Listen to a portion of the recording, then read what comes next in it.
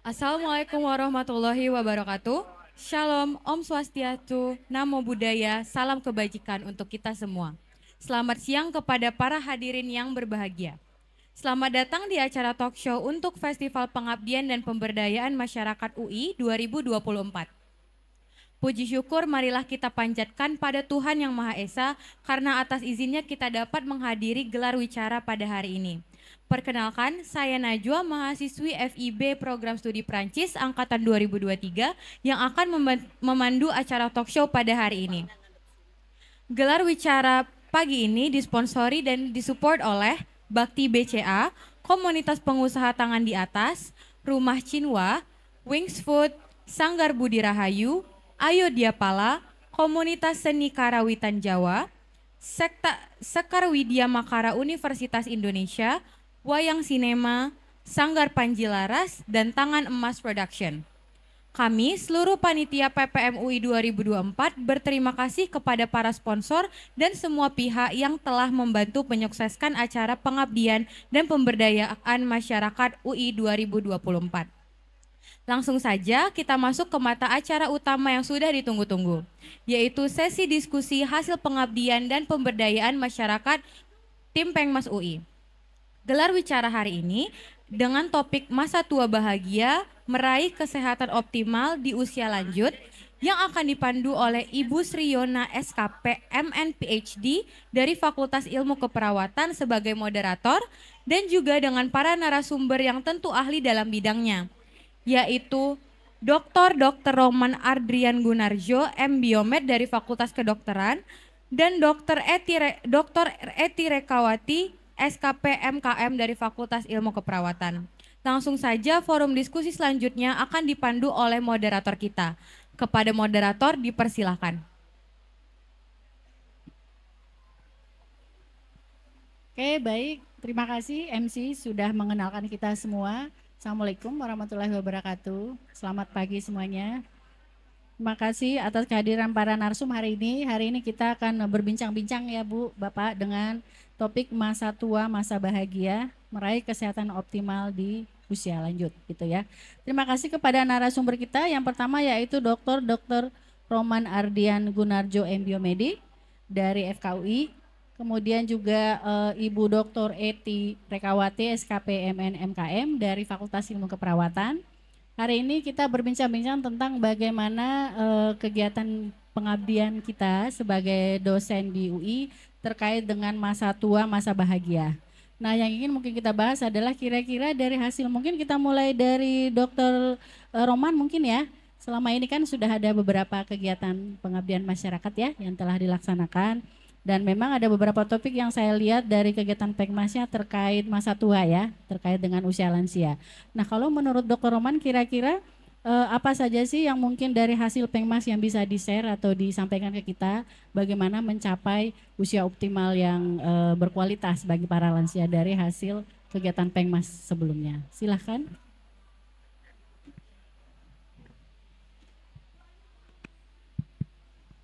Baik, terima kasih Ibu Ona atas perkenalannya gitu ya. Jadi yang kami lakukan di Departemen Fisiologi, saya dari Departemen Fisiologi dan Biofisika Kedokteran, ini melakukan intervensi terhadap kondisi kesehatan lansia. Nah, intervensi yang kita lakukan itu terutama pertama pada aspek kondisi fisik, yang kedua adalah dari fungsi kognitif. Itu yang kami fokuskan untuk tahun 2024 ini, tahun ini. Nah, kemarin yang secara singkat yang kami lakukan pertama adalah menilai mengenai aspek fungsi kognitif, terutama fungsi eksekutif dan juga aspek dari fungsi kondisi fisiknya. Nah, kemarin kita lakukan di Provinsi Banten di 8 kota dan kabupaten, sehingga kita mendapatkan gambaran secara umum seperti apa. Dan pertama, ya kalau kita lihat terkait dengan lansia, ini kan memang ada beberapa tantangannya Bu Ana ya. Jadi tantangannya yang paling utama pasti adanya penurunan kondisi fisik dan fungsi kognitif. Nah, hanya saja kita berharap dengan adanya PPM, kegiatan PPM ini, kita bisa memperlambat penurunan tersebut ya dengan cara yang spesifik ataupun nanti yang umum. Nah, jadi kita pertama kemarin sudah dapatkan datanya seperti apa kondisinya. Dan yang kedua, kita juga ada beberapa intervensi. Yang pertama untuk kondisi fisik, ya, kita memberikan pembelajaran dan pelatihan terkait bagaimana menjaga kondisi fisik pada lansia. Jadi untuk pembelajarannya kita kemarin ada modul dan kita juga meluncurkan akhirnya dalam bentuk MOOCs yang bisa diakses oleh para lansia maupun kader terkait bagaimana beraktivitas fisik dan berolahraga pada lansia. Juga kita kemarin meluncurkan senam lansia dengan fokus terutama adalah bagaimana mengoptimalkan senam tersebut untuk meningkatkan fungsi kognitif. Nah, jadi ada gerakan-gerakan, ada modul-modul tertentu dalam senam tersebut yang kita fokuskan memang spesial untuk meningkatkan fungsi kognitif, khususnya fungsi eksekutif. Nah, jadi mungkin itu secara singkat yang kita lakukan kemarin, Bu Ona. Ya, terima kasih Dokter Rama. Bisa dijelaskan mungkin satu saja barangkali contoh misalnya kegiatan fisik yang bisa kita tahu nih dari modul yang dibuat itu seperti apa sih, yang simple saja barangkali kegiatan exercise-nya untuk lansia, kan mengingat terjadi penurunan kemampuan fisik ya. Apakah memang saya misalnya berlari atau mungkin nafas atau apa, barangkali bisa disampaikan selintas saja seperti apa sih kegiatan lansia itu, kita pengen tahu ya. Ya, baik. Terima kasih Bu Ona, ini menarik saya. Jadi kalau saya biasa pertanyaan di senam itu ada apa sih gitu ya, sehingga efeknya tuh lansia diharapkan ya fungsi kognitifnya membaik gitu ya. Baik, jadi pertama senamnya sendiri kita desain agar aman untuk lansia. Jadi tidak ada misalnya gerakan meloncat. Nggak ada melompat-lompat ya. Ya paling banyak tidak. Seperti apa itu Pak? Ya, jadi misalnya contoh berjalan di tempat ya, lalu menggerakkan tangan itu kita tidak lakukan bersama antara gerakan kaki dengan gerakan tangan gitu ya, karena kan pada lansia kita berharap bagi lansia dengan gangguan keseimbangan ini tetap bisa melakukan sampai tingkat tertentu. Jadi mereka posisi duduk atau berdiri apa gimana itu Ya, kalau lansia itu? Kita buat dalam dua bentuk, ada yang berdiri, ada yang duduk. Jadi bagi yang tidak bisa melakukan dalam keadaan berdiri, ada versinya alternatif dalam kondisi duduk. Yang kedua, tadi yang menurut saya ini akan menarik, bagaimana memanfaatkan fungsi kognitif atau tes fungsi kognitif dalam senam. Jadi kita integrasikan. Nah, jadi kalau di fungsi eksekutif itu salah satu yang kita ingin tekankan adalah bagaimana lansia ini mampu melakukan alternatif gerakan. Gitu. Karena kalau misalnya fungsi eksekutif itu menurun, tadi salah satu yang spesifiknya fungsi eksekutif, itu kita biasa melakukan sesuatu yang sudah terbiasa berulang kali, dan ketika itu diubah kita nggak mampu. Nah, jadi itu yang ingin kita tekankan. Jadi pada gerakan senam ini, ini ada 3 seri gerakan yang sama kita ulang 3 kali pola gerakannya. Jadi memori ya ada di situ. Betul. Jadi, mengingat ya. Ya, jadi pola gerakan dasar di seri yang pertama. Jadi misalnya kita berjalan, gitu ya. Nah, lalu yang kedua kita berikan variasi. Nah, jadi dari gerakan dasar ada gerakan tambahannya. Ya, misalnya contoh menggerakkan bahu, ya. Jadi berjalan sambil menggerakkan bahu.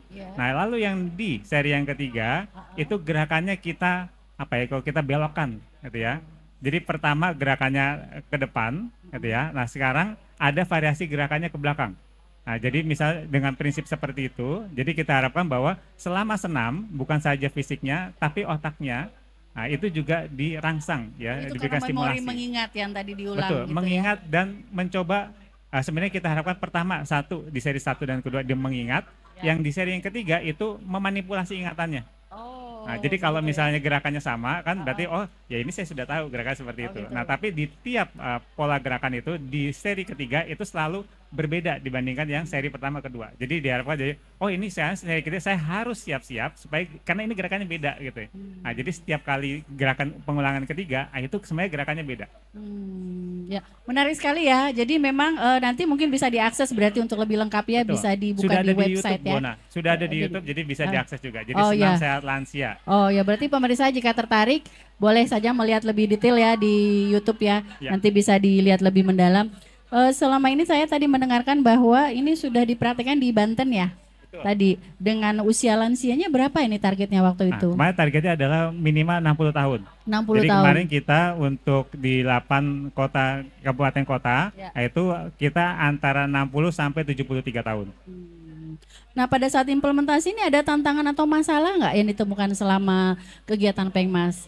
Mungkin dari fisik, dari apa kira-kira yang dihadapi oleh Dr. Roman selama Betul. implementasi Jadi Pengmas kalau ini? tantangan pasti ada ya, Bu Oda ya. Jadi yang pertama itu terkait dengan pasti dari fasilitas gitu ya. Jadi antara satu kota atau kabupaten gitu ya itu tidak seragam gitu ya. Nah sehingga seharusnya apa ya itu menjadi tantangan tersendiri.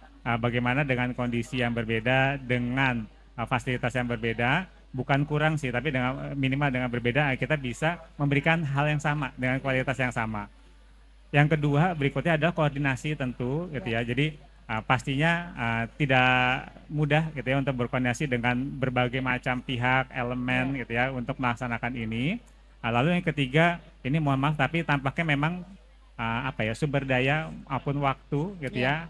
Terutama mungkin dari tim kita, dosen, mahasiswa juga kita libatkan. Nah ini menjadi tantangan sendiri. Jadi ada berbagai macam, jadi elemen dari dosen, mahasiswa gitu ya, termasuk instruktur, kader. Nah membuatnya menjadi menyatukan jadwalnya itu tantangan sendiri gitu. Jadi kadang misalnya kita udah siap, oh hari ini, oh ternyata nggak bisa gitu ya, harus cari jam yang lain, waktu yang lain. Nah itu dan orangnya sedemikian banyak kemarin itu, nah jadi itu tantangan sendiri. Jadi untuk menentukan waktu kita harus misalnya 3-4 bulan sebelum gitu ya untuk menentukan oh ini harus ada loh harus jadi di hari ini gitu. Ya berarti Gitu. koordinasi yang paling penting ya, persiapannya Betul, betul. 3-4 bulan sebelumnya ya. Iya betul karena pihaknya banyak sekali gitu ya. Betul. Baik dari lansianya, keluarganya, kadernya, puskesmas dan semuanya. Nah, maksud saya itu berarti sebelum kegiatan memang harus disiapkan lebih awal berarti ya, termasuk koordinasi dengan tim-tim yang terlibat. Kalau untuk lansianya sendiri ada masalah nggak? Misalnya ini ada kontraindikasi nggak? Ada kondisi fisik tertentu lansia di mana memang tidak diindikasikan untuk melakukan latihan senam yang tadi disampaikan atau seperti apa ini? Iya. Betul. Jadi untuk yang kondisi lansianya, jadi memang ini benar, ini tantangan sendiri karena ketika kita mau mengintervensi latihan fisik, kondisi lansia beda-beda ya, Bu Ana ya. Nah, jadi memang kita sangat kemarin tertolong oleh bantuan dari kader maupun dari pihak puskesmas atau PKK Banten. Nah, sehingga ketika kita intervensi latihan fisik, nah ini kita sudah screening terlebih dahulu. Nah, jadi memang sangat memudahkan karena sudah di screening terlebih dahulu. Apakah misalnya ada kontraindikasi betul, tadi kontraindikasi fisik gitu ya. Nah, jadi kalau yang seperti itu waktu senam gitu ya kita berikan alternatif yang lain. Nah, pun kalau misalnya ketika senam karena kita ada yang bagian bisa dilakukan dengan berdiri, ada yang duduk gitu ya. Nah, kita sudah screening terlebih dahulu di awal gitu ya. Jadi meminimalisir misalnya cedera gitu ya atau kejadian tidak diinginkan ketika aktivitas fisik. Jadi kira-kira kalau menurut pengalaman Dr. Roman kemarin, kira-kira lansia yang seperti apa nih yang kira-kira aman untuk mengikuti kegiatan yang tadi, intervensi yang tadi yang screening awal nih? Apakah memang bagaimana dengan lansia yang memang sudah osteoartritis, apakah masih bisa? Atau mungkin ada kondisi jantung barangkali yang mudah sesak nafas, apakah masih bisa ikut senam yang seperti apa nih dari pengalaman kemarin nih? Betul. Jadi kalau pada dasarnya Bu Ana kita berharap semua lansia ini bisa mengikuti aktivitas fisik. Ya. Bentuknya apakah itu senam atau bentuk yang lain ya bebas. Nah, tapi kemarin satu bagian dari kegiatan kita adalah memberikan edukasi mengenai seberapa berat sih kita harus melakukan aktivitas fisik. Nah, jadi salah satu cara yang kemarin kita promosikan adalah dengan tes bicara. Oh ya. Ya, jadi dengan betul, dengan tes bicara. Jadi ketika kita melakukan aktivitas fisik atau lansia melakukan aktivitas fisik, nah itu ada kalau misalnya ketika dalam aktivitas fisik itu dia masih bisa bicara dengan lancar, nah berarti aktivitas fisik masih bisa ditingkatkan, masih bisa dibuat lebih berat intensitasnya. Nah, tapi kalau misalnya ketika aktivitas fisik itu sudah bicara pun susah, misal contoh gitu ya, terengah-engah gitu ya, misal sambil olahraga gitu ya, Bu Ana gimana kabarnya gitu ya. Nah, itu berarti sudah terlalu berat. Sudah berat. Sudah terlalu berat. Jadi apa ada kejadian seperti itu nggak selama kegiatan kemarin itu? Iya, jadi ada. Ya pasti ada gitu ya. Tapi maksudnya kita kalau misalnya seperti itu, oh berarti lansia tersebut orang tersebut harus istirahat. Nah, yang pas itu adalah ketika kita olahraga, napasnya gitu ya, mulai memburu dan ketika bicara itu cuma bisa satu kalimat. Ya, Bu Ana, apa kabar gitu ya, harus tarik napas. Ya. Kabarnya gimana, baik gitu ya. Nah itu yang pas. Nah jadi kita melakukan edukasi seperti itu. Jadi sehingga tentunya kita tidak bisa memonitor setiap saat ya Bu Ana ya. Jadi ketika kita tidak ada dan mereka melakukan latihan secara mandiri, harapannya mereka sudah tahu gitu ya. Oh saya kalau kondisi seperti ini, oh berarti sudah terlalu berat untuk saya. Oh kok kondisi saya masih bisa bicara, masih bisa bernyanyi, bahkan ya ketika olahraga, oh berarti saya masih punya kemampuan untuk meningkatkan intensitasnya. Nah jadi itu yang karena tiap orang beda-beda gitu ya. Jadi kita harap tiap orang tahu batasannya, tahu ukurannya, olahraga itu saya harus sampai mana sih gitu. Ya berarti memang edukasinya termasuk itu ya, berarti self screening oleh lansia sendiri ya. Iya betul. Dan setiap kali kegiatan juga kita sangat mengencourage supaya kader itu juga ikut. Gitu. Jadi karena dan keluarga, sebagian juga membawa keluarga, nah sehingga ketika tadi memonitor atau melihat itu bukan hanya lansianya, tapi dari orang-orang terdekat, keluarga, dari kader, dari pihak puskesmas pun tahu apa sih yang kita ingin berikan. Oh ya, makasih ya atas sharingnya nih Dr. Roman terkait kegiatan Pengmas ya, terutama kegiatan fisik dan juga kognitif ya. Mungkin kita beralih ke Bu Eti, Dr. Eti silahkan barangkali bisa sharing pengalaman kegiatan Pengmas terkait lansia baik. Bu. Baik, terima kasih Ibu Ona PhD ya. Jadi saya perkenalkan, saya Bu Eti dari Fakultas Ilmu Keperawatan. Saya setiap tahun itu selalu mengajukan kegiatan Pengmas ya, dan memang alhamdulillah setiap tahun juga saya melakukan kegiatan Pengmas.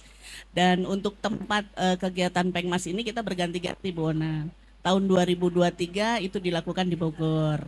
Nah, tahun 2024 ini kita lakukan di Depok ya. Saya cerita yang 2024 ya Bu Ona ya, yang Boleh, terbaru Bu. ya. Ya.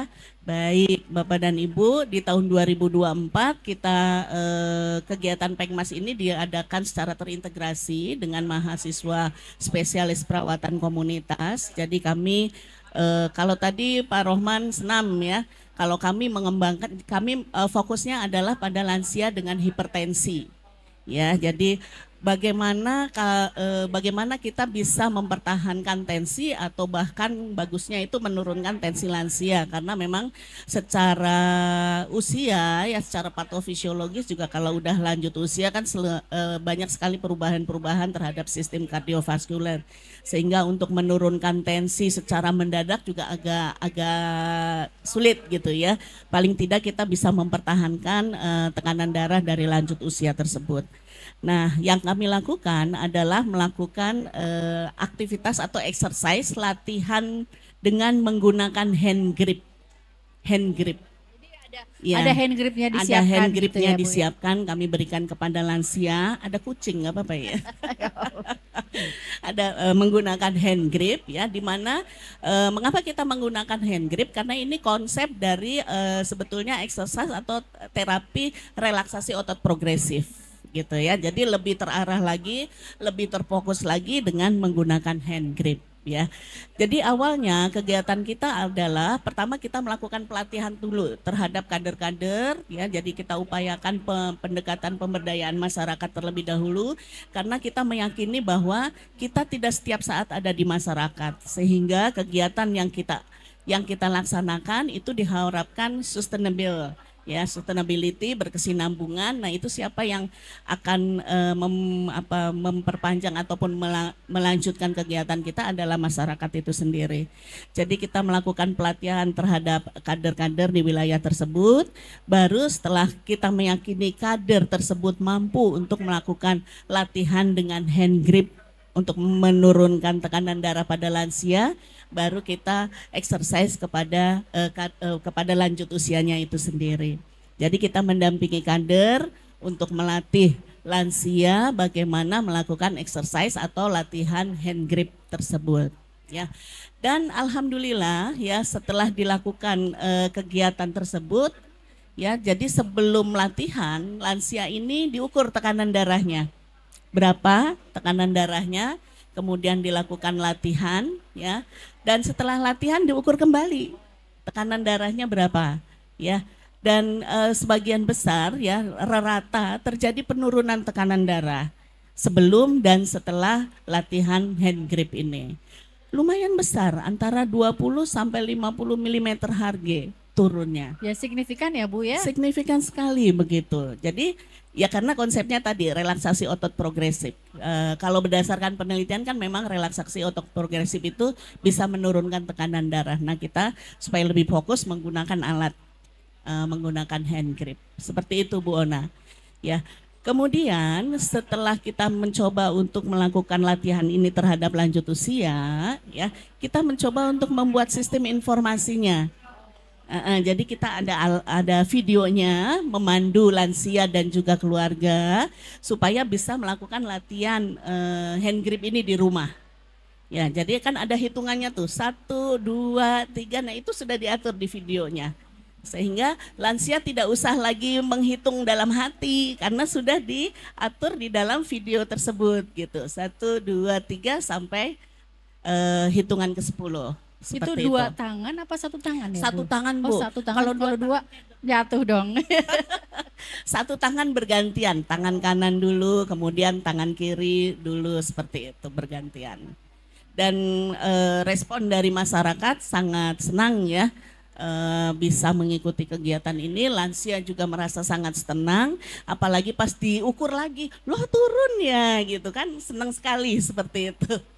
Begitu Bu mungkin yang bisa saya jelaskan. Ya, terima kasih Bu Eti, menarik juga ya. Jadi kalau dari Dr. Roman tadi lebih ke arah fisik gitu ya, fisik dan kognitif ya. Kalau Bu Eti dari segi relaksasi otot progresif tadi ya Bu ya. Nah kalau saya lihat nih selama pengalaman Bu Eti ini 2023 dan 2024, kira-kira ada masalah atau kendala nggak yang mungkin dihadapi selama implementasi PPM nih Bu? Ya, sebetulnya permasalahannya mungkin sama ya dengan Dr. Rohman ya. Jadi kita memang harus mengadakan pendekatan terlebih dahulu kepada masyarakat, kemudian mencocokkan waktu kapan ketemunya. Ya saya rasa itu setiap kegiatan pasti seperti itu ya.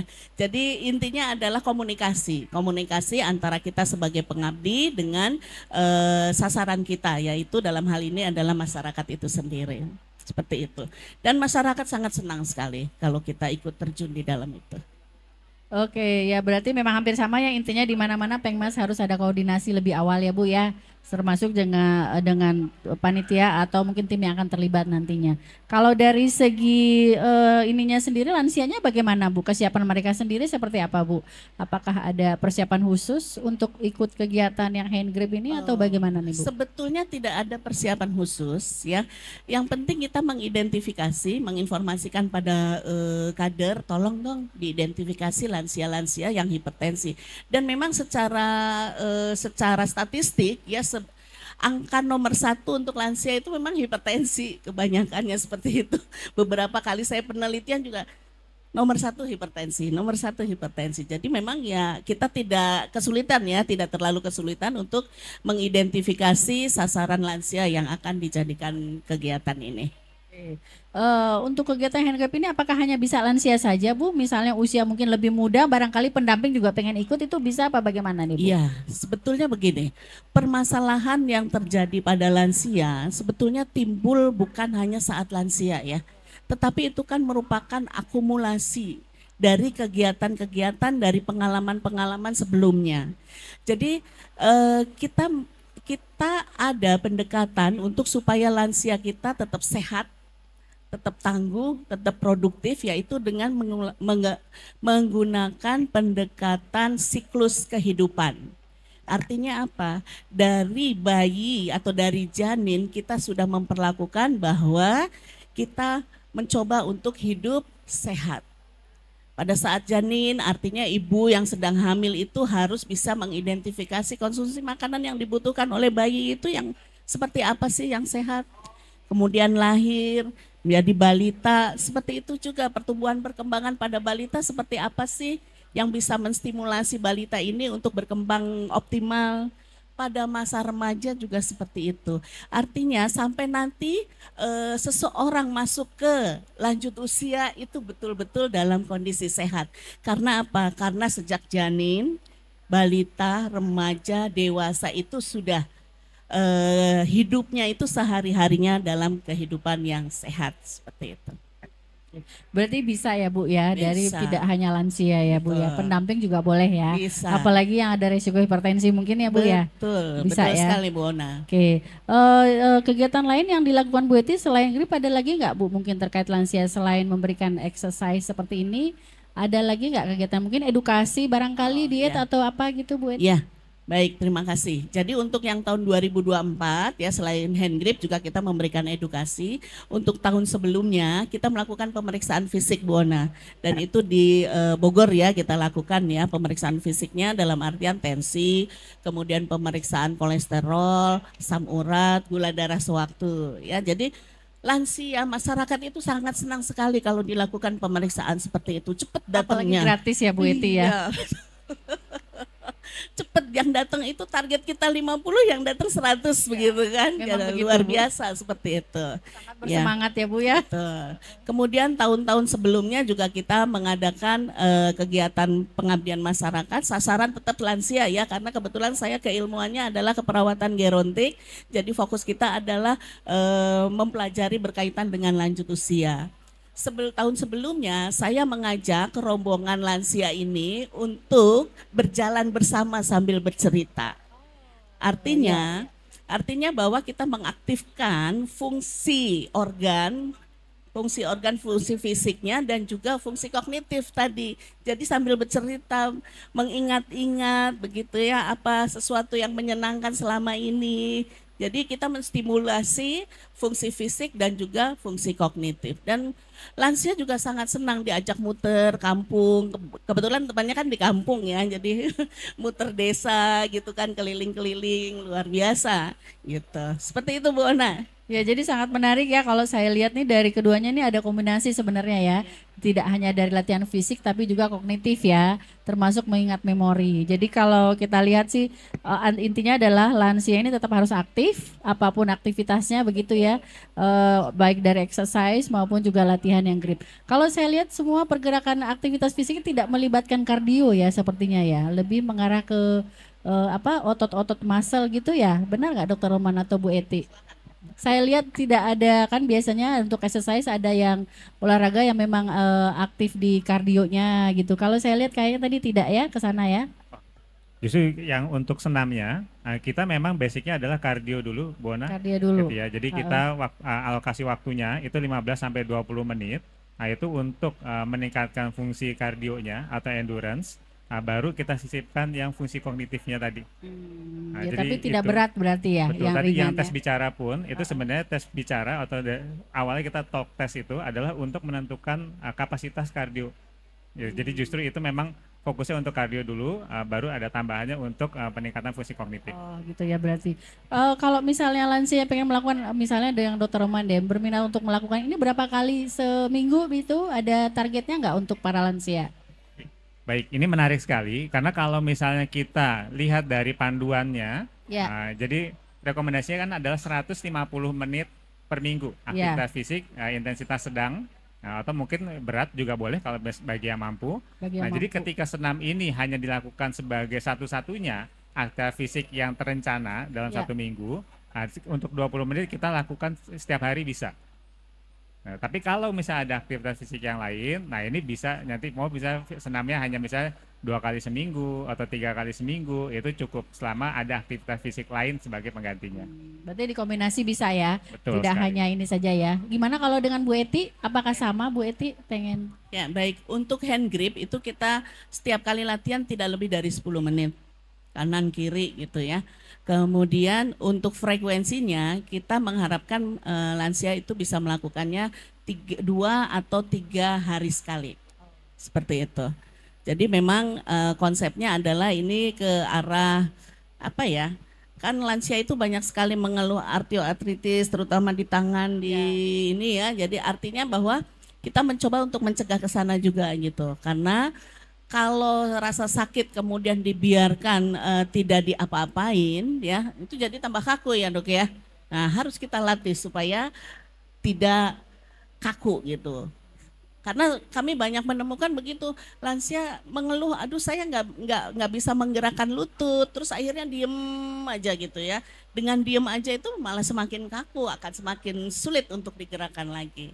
Jadi kita coba untuk menggerakkan semampunya terlebih dahulu. Diharapkan dengan semampunya terlebih dahulu, yang tadinya cuma segini, besok-besok lebih banyak lagi untuk gerakannya. Seperti itu Bu Ana. Ya berarti jadi bertahap ya Bu ya. Bertahap ya. Pelan-pelan ya. Kalau dari Dokter Roman tadi tergantung nafasnya ya. Jika memang tidak bisa jangan dipaksakan. Kalau dari Bu Eti bertahap sebisanya dulu gitu ya Bu ya.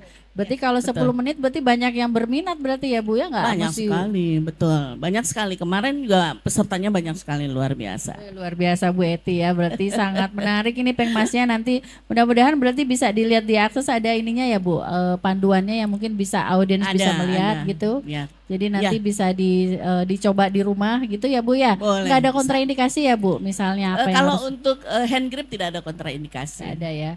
Berarti hand gripnya bisa apa aja nih Bu, misalnya Hand gitu. gripnya maksudnya hand grip yang Yang alat dipegang itu, Yang alat. boleh nggak misalnya kalau di rumah ya nggak ada hanya nonton video gitu, bisa nggak memakai misalnya botol aqua atau harus spesifik barangkali itu Bu Eti?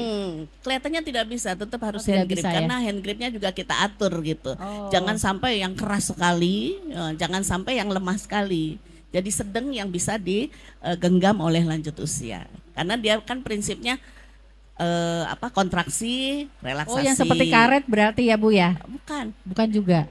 hand grip yang untuk olahraga juga Olahraga hand yang grip. kayak karet yang Yang pegang. kayak tembakan gitu. Oh iya iya Iya, iya. Oh berarti nggak bisa harus punya alat sendiri berarti ya Bu Ya, ya? makanya kemarin kami bagikan kepada lanjut usia seperti itu. Oke baik. Mungkin ada lagi barangkali masukan dari Bu Eti terkait selain exercise, kemudian apa tadi diet gitu ya Bu ya? Baik, terima kasih Bu Ona. Ya memang untuk lanjut usia ini tetap sehat, kita bisa melihat dari 7 dimensi ya Bu Ona ya. Tadi kita banyak bicara tentang dimensi fisik dan dimensi emosional. Emosi. Sebetulnya ada yang lain dimensinya yaitu dimensi sosial. Artinya bahwa kita tetap memberikan peluang pada lanjut usia untuk tetap bersosialisasi dengan masyarakat setempat ya. Jadi jangan udah di rumah aja nanti nyasar, nanti jatuh, nanti segala Hilang, macam. takut hilang ya. Iya, tetap kita keluarga tetap harus memfasilitasi lanjut usia untuk tetap berinteraksi dengan masyarakat setempat. Kemudian ini yang paling disenangi oleh lansia adalah dimensi spiritual. Seperti apa itu. tuh Bu? Dimensi spiritual. Jadi kita memperkenankan, memfasilitasi lansia untuk banyak ikut pengajian begitu ya. Sehingga kalau lansia kan pikirannya besok meninggal begitu kan ya. Jadi mereka punya suatu kebutuhan, saya harus mempersiapkan diri saya supaya siap untuk meninggal seperti itu ya. Jadi kita arahkan untuk bisa mengisi hari-harinya dengan pendekatan spiritual seperti itu. Kemudian dimensi berikutnya adalah dimensi vokasional. Artinya bahwa lansia pun, walaupun sudah lansia bukan berarti nggak bisa ngapa-ngapain loh. Kalau dia hobinya berkebun, silakan untuk difasilitasi berkebun. Kalau hobinya menjahit, ya silakan untuk menjahit. Dan dimensi yang terakhir adalah dimensi lingkungan. Kita memfasilitasi lingkungan lansia itu aman. Artinya bahwa contohnya misalnya satu rumah ada 2 lantai. Nah upayakan lanjut usia itu tinggal kamarnya di lantai yang bawah. Sehingga tidak beresiko terjadi jatuh. Tidak resiko jatuh karena harus naik turun tangga seperti itu. Kemudian dekatkan dengan kamar mandinya. Kamar mandi ada itu Iya, juga betul, ya. ada handrailnya ya. Jadi dari sisi dimensi-dimensi itulah siapa yang bisa menyediakan keluarga dalam hal ini. Sehingga keluarga perlu diedukasi juga bagaimana cara memberikan dukungan pada lanjut usia. Seperti itu Bu Ona. Menarik sekali ya dari Bu Eti, artinya ini tidak hanya mempersiapkan dari segi fisik dan emosional ya Bu ya, tapi keluarga juga diharapkan bisa membantu menciptakan lingkungan yang aman juga buat lansia ya. Betul. Sangat menarik, semoga nanti bisa ya lansia bisa mengikuti pola yang disampaikan Bu Eti sehingga menjadi lansia yang lebih sehat dan berkualitas mungkin ya Bu ya. Iya. Kalau dari Dokter Eman silahkan, mungkin ada yang mau ditambahkan selain dari Bu Eti tadi? Supaya menjadi lansia sehat tadi ada fisik, spiritual, mungkin ada tambahan yang lain barangkali? Baik, terima kasih Bu Ona. Jadi saya rasa sih dari seluruh dimensi yang sudah sampaikan Bu Eti itu sudah lengkap sekali ya gitu ya. Nah mungkin saya ingin menambahkan sedikit bahwa ketika kita dalam proses penuaan, nah itu memang tidak bisa dipungkiri itu ada penurunan fungsi tubuh. Ya, jadi misalnya fungsi jantung berkurang, fungsi otot juga berkurang gitu ya. Nah yang salah satu hal yang paling penting adalah kita bisa memonitor. Ya, jadi ketika kita bisa melakukan monitoring terhadap fungsinya, nah ini kita bisa mengetahui apakah penurunannya ini sudah dalam tanda kutip misalnya membahayakan gitu ya, atau misalnya masih bisa ditoleransi gitu ya. Nah, jadi penting bagi lansia ataupun bisa keluarga atau kader untuk bisa mengetahui parameter atau kondisi-kondisi penurunan tersebut. Oh, ya berarti keluarga perlu diedukasi mungkin ya. Betul gitu ya. Jadi pertama misal contoh tadi dari fisik gitu ya. Oh, kalau misalnya berjalan sejauh misalnya berapa ratus meter, oh itu sudah menimbulkan kelelahan. Oh, berarti ini salah satu tanda bahwa oh harus diintervensi, harus melakukan peningkatan kondisi fisik gitu. Atau misal tadi misal demensia atau pikun gitu ya. Nah, tanda-tandanya seperti apa gitu ya. Jadi, oh kalau misal muncul tanda seperti ini atau kondisi seperti ini, oh berarti ini harus diperbaiki gitu ya. Atau misal saat ini masih normal atau tidak sih gitu ya. Nah, jadi bisa dilakukan secara mandiri, tapi bisa juga sebenarnya adalah melakukan kontrol rutin.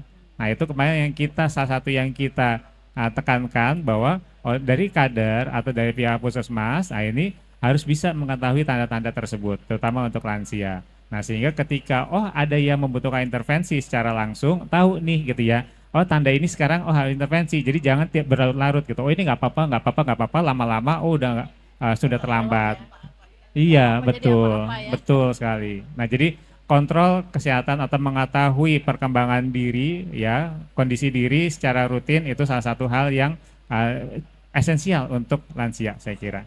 Oke, terima kasih. Berarti Dr. Roman tambahannya adalah jangan lupa kontrol rutin dan juga berarti ini mengedukasi keluarga terdekat mungkin ya, bagaimana diidentifikasi penurunan fungsi fisik. Karena kalau misalnya demensia, saya rasa demensia tidak ada nyadar lagi demensia, benar nggak? Jadi mau tidak mau kita juga mengintervensi keluarga. Jika sudah mulai ada gejala demensia, segera dimonitor, gitu jangan sampai berbahaya ya. Atau jika terjadi penurunan segera lakukan konsul ke pelayanan kesehatan terdekat. Begitu mungkin ya, Dr. Roman. Saya rasa cukup ya Bu.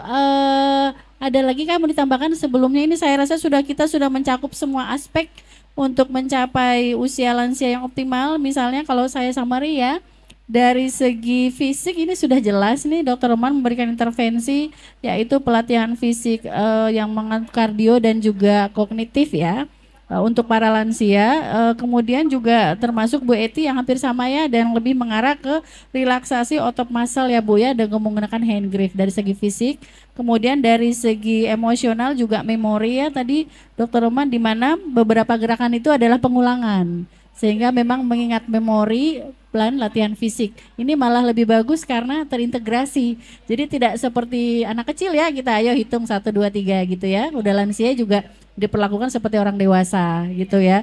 Kemudian juga dari Bu Eti juga ada beberapa kegiatan melibatkan kader ya Bu ya. Kader dan juga keluarga dalam hal mengidentifikasi kondisi lansia dan juga terlibat dalam hal pelatihan. Terutama mencegah injury ya Bu ya.